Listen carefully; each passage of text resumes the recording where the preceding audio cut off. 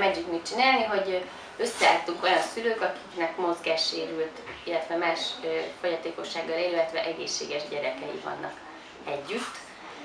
És az volt nem égető problémánk, hogy a játszótereket nem tudtuk használni. Össze-vissza bénáztunk, bukdácsoltunk, a mozgássérült gyerekeinket egy eszközbe sem tudtuk belehelyezni, és amikor azon gondolkoztunk, hogy milyen témával foglalkozzunk ebben az ügyben, mert hogy azt éreztük, hogy van bennünk tettvágy, vannak hiányosságokkal, fogyatékossággal élő emberek életében, több minden ötlet felmerült, hogy miket lehetne csinálni, de hogy végül erre szavaztunk mindnyájan, hogy próbáljuk meg ezt a játszótér dolgot elkezdeni. És úgy indultunk el, hogy egyetlen egy eszközt fogunk kifejleszteni, amin mozgássérült és év gyerekek együtt tudnak játszani. A hangsúly abszolút azon van, hogy együtt, mert azt mi nagyon fontosnak tartjuk, hogy ezek a gyerekek ne csak úgy mellesleg részt vehessenek a játékban, bár már az is egy nagy lépés lenne a semmihez képest, hanem hogy tényleg részesei legyenek a közös játszásnak. És így alakítottuk ki ezt a koncepciót hosszú gondolkodás során, gyógypedagógussal, gyógytornásszal és tervezőmérnökökkel egyeztetve. Sok minden ötlet felmerült, sok mindent elvetettünk, mert hogy a valóság sokkal nehezebb, mint ahogy az ember azt elképzeli, szóval a kivitelezése, a legyártása bizonyos elképzeléseknek néha vagy lehetetlen, vagy mert sokba kerül, vagy azért mert biztonsági előírásokba ütközik. Na a lényeg, hogy ennyi sok gondolkodás után ez a Pillangó nevű játék terv szintjén először elkészült, és utána mi indítottunk egy közösségi finanszírozású kampányt az Indiegogo nevű oldalon, ahol a prototípus gyártására gyűjtöttünk pénzt, és 9000 fontot sikerült összegyűjtenünk, 8000-et kértünk, 9000 összejött, úgyhogy nagyon lelkesedett a nép az ötletünkért. És így aztán elkészült a prototípus, és közben az Ocean Magyarország, illetve a GE is a dolog mögé állt.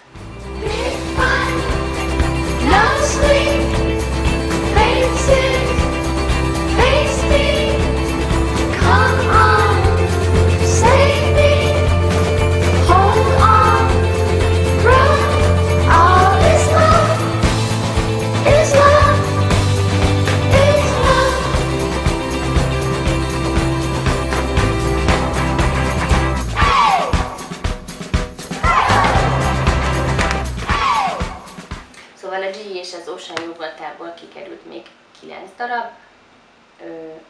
Volt egy kerület, akik megvásárolták, illetve a Bethesda Gyerekkórház kertjébe is kikerült egy játék, amit több mindenki, például a magyar református, egy magyar református közösség adott össze, illetve ők szereztek még szponzorokat rá. És időközben elkezdtünk dolgozni a másik játékunkon, ami a Bucka nevet viseli, mert ami először a fejünkben volt ezzel kapcsolatban, annak még Bucka alakja volt, de hát aztán ami végül lett belőle, az már nem emlékeztet Buckára. Ez egy emelt homokozó, aminek az a lényege, hogy nagyon sokféle pozícióból megközelíthető. Emelt homokozók léteznek már a világban, de hogy mi arra gondoltunk, hogy ez nem csak állva, illetve kerekesszékből legyen megközelíthető, hanem abból a hasonló pozícióból, amit ez a pillangó is lehetővé tesz az első játékunk, illetve ölben ülő pozícióból és térdelve is meg lehet közelíteni. Ebből is elkészült már a prototípus, és a közeljövőben, ha minden igaz, akkor 2 helyre, egy nyíregyházi, illetve egy budapesti játszótérre ki fog kerülni. Az én szakmám az eredetileg pszichológus, ez a végzettségem. Effektíve pszichológusként sosem dolgoztam, de mindig gyerekekkel dolgoztam. Gyerekpszichológiára szakosodtam, utána egy iskolában dolgoztam, aztán pedig gyerekfoglalkozásokat terveztünk és bonyolítottunk itt-ott a világban. Kiállítást is terveztünk, fenntartható fejlődés, ilyen társadalmi tudatosság témában. Úgyhogy Abszolút mindig erre járt az agyam, hogy lehet bizonyos témákat játékos meg szórakoztató formában átadni a gyerekeknek. És mivel aztán nekem született egy koraszület kisfiam, aki aztán súlyosan halmozottan sérült lett, ezért ez a fajta érdeklődés nem ebbe az irányba terelődött, és azt gondolom, hogy ez, hogy most mi játszótereket, illetve mindenféle térkoncepciókat gyártunk, ahol befogadásra kerülhetnek a sérült gyerekek is, illetve megkönnyítjük az ő kapcsolódásukat más gyerekekhez. Ez abszolút folytatása annak, amit én mindig is csináltam.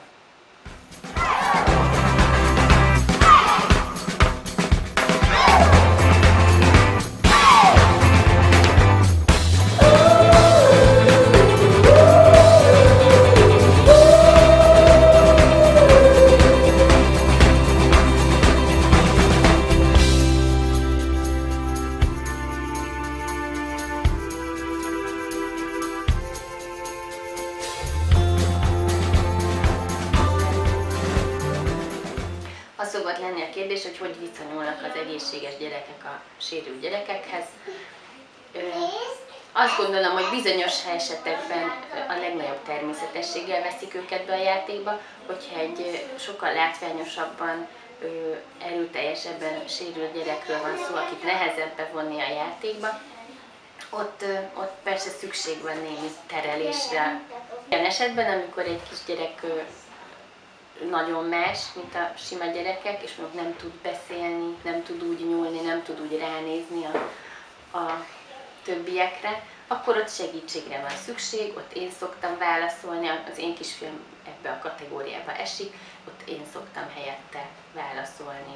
Én segítek abban a gyerekeknek, hogy kérdéseket fel tudjanak tenni, vagy hogy megkapják a választ a kérdésekre. Van, aki érdeklődik és ott marad, van, aki tovább sétál. Elég kevés az a gyerek, aki effektíve kontaktusba lép a Jancsival, és még keresi is vele a kapcsolatot, mert hogy ő tényleg nagyon, nagyon eltérő, vele nehéz kapcsolódni, ha az ember nem adja meg a türelmet.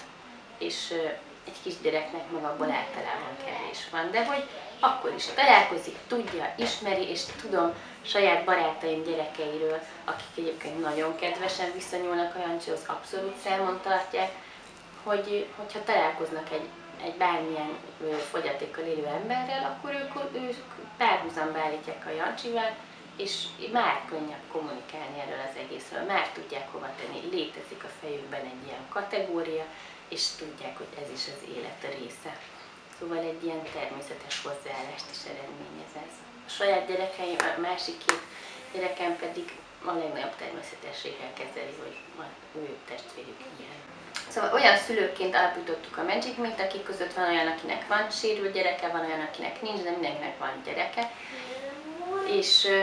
És valahogy mindegyikünk olyan típusú ember, akiben mindig buzgott ez a tettvágy, hogy ne csak maguk megélhetéséért vagy életért tegyenek valamit, hanem úgy kicsit kifele is javítsunk dolgokon, amik nem úgy működnek a világban, ahogy szerintünk az a legjobb mindenkinek, vagy a lehető legtöbb mindenkinek, és így találtunk egymásra, nagyon sokféle temperamentumok vagyunk.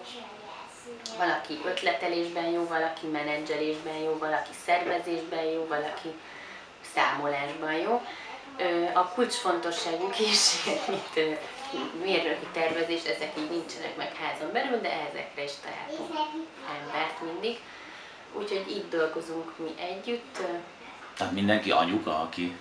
Mindenki anyuka, illetve az én férjem is részt vesz a dologban, csak mivel ez az egész egyelőre nem annyira hoz profitot, ezért ő kénytelen, mint ahogy egyébként az összes többi tag is kénytelen a saját polgári munkáját végezni, és ezt meg így amellett csináljuk, hogy mindenkinek gyerekei vannak és dolgozunk, szóval lehet, hogy már nem tudom, hol tarthatnánk, ha ennél még több kapacitásunk lenne, de hogy most egyelőre ezt így tudjuk csinálni, és várjuk, hogy ez az egész befusson, meg egyrészt, hogy ez egy működő üzleti modell lehessen, mert mi egy társadalmi vállalkozás vagyunk, ami azt jelenti, hogy minden, amit csinálunk, az egy ilyen szélesebb jó cél érdekében történik, illetve, hogy ami profitot termelünk, azt visszaforgatjuk a vállalkozásunkba.